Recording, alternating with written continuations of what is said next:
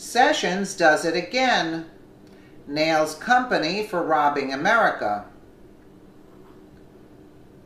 Honest bipartisan officials know and agree that government waste and fraud are direct threats to the stability of the United States. Fortunately, Attorney General Jeff Sessions has exposed crooked defense contractors for their illegal billing practices.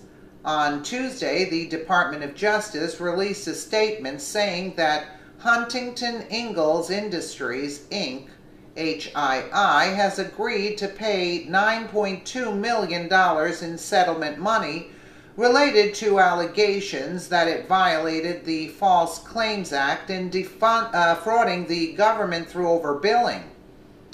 The specifics of this case are eye-opening. HII stands accused of knowingly overbilling the United States Navy and the United States Coast Guard for labor costs connected to the building of ships at a shipyard in Pascagoula, Mississippi.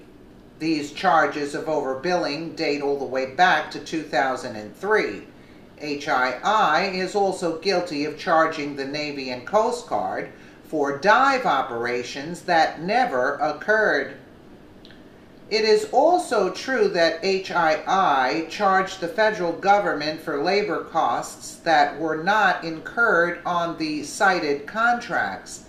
Since President Trump took office, the Justice Department has successfully prosecuted various companies for running fraudulent schemes designed to rob the public. In July, the Justice Department charged over 400 people with various counts of healthcare fraud in the largest fraud case in U.S. history. Among those charged, 56 were doctors. These fraudulent schemes cost American taxpayers $1.3 billion. More aggravating was the fact that 100 of those 400 charges involved individuals illegally procuring opiates from doctors and pharmacists. This revelation pulls back the curtain on how pharmaceutical companies and the politicians that they control willingly cooperate in expanding America's opioid epidemic. Trump takes this epidemic seriously enough that he recently authorized the Justice Department to use all available resources in combating this public health crisis. On Monday, the Justice Department also announced that it had charged a resident of Miami-Dade County, Florida, with operating a stolen identity scheme that saw Jean Leroy Destin, 36, use stolen IDs to receive $2 million in fraudulent tax refunds. Wow, that is something.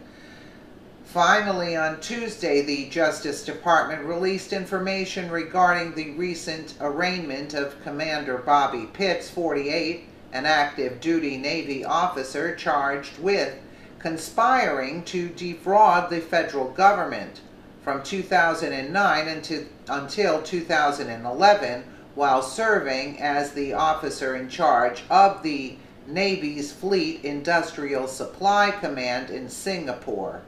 Pitts provided Leonard Francis with sensitive information in the hopes of obstructing an NCIS investigation into Francis's overbilling of the Navy.